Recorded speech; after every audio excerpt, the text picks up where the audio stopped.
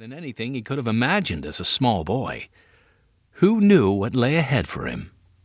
By tomorrow night, America would be far behind. David wondered whether he would ever again see Tennessee, or his family who still lived there.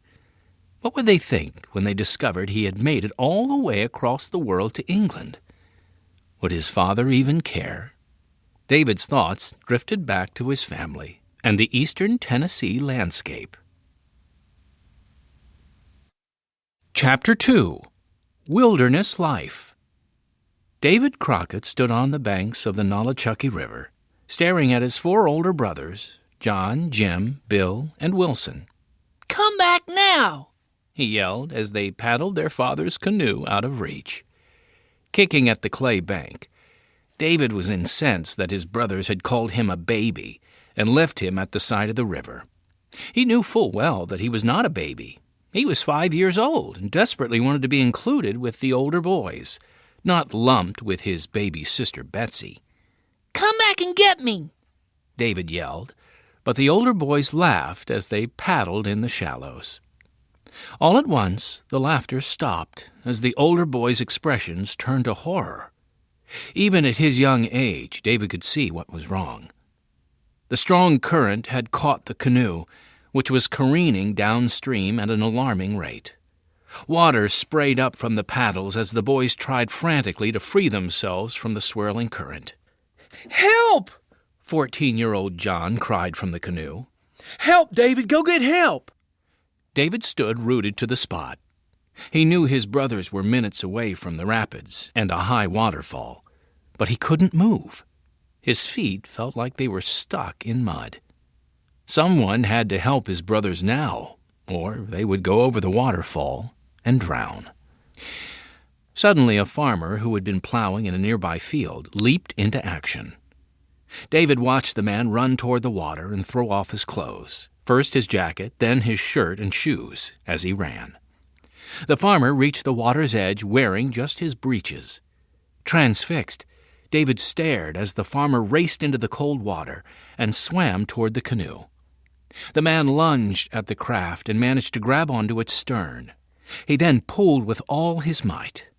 The canoe stopped its race toward the waterfall, and the farmer was able to drag it slowly to the river's edge. After several minutes, David's brothers were out of danger. The 4 boys thanked the farmer as they clambered out of the canoe, pulling it behind them. They began to walk along the riverbank to where their misadventure had begun.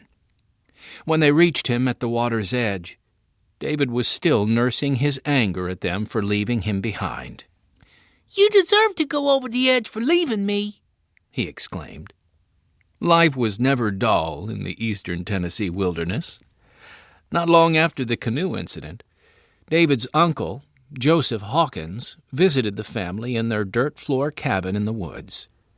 Like all male guests, he was expected to try his hand at shooting the family's dinner. Uncle Joe headed out to hunt deer, returning to the cabin a short while later, his face ashen. "Come quickly. I've shot a man by mistake," he yelled. "Oh, my. Who is it? Is he dead?" David's mother, Rebecca, asked. I don't know who he is. He was still alive when I left him, but bullet made a powerful hole in his side. He's too heavy for me to lift."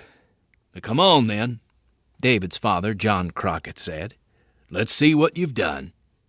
David and his brothers waited anxiously while the 2 men retrieved the injured man from the forest. While the men were gone, Rebecca boiled water in a kettle over the open fire.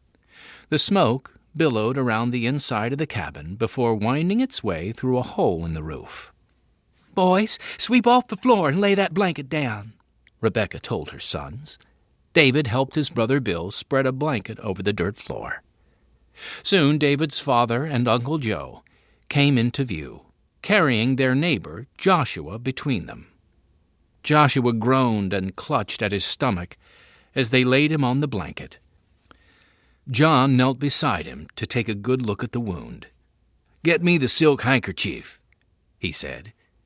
David ran to the box where his father kept a few personal belongings. He pulled out the white silk cloth, something he could never imagine.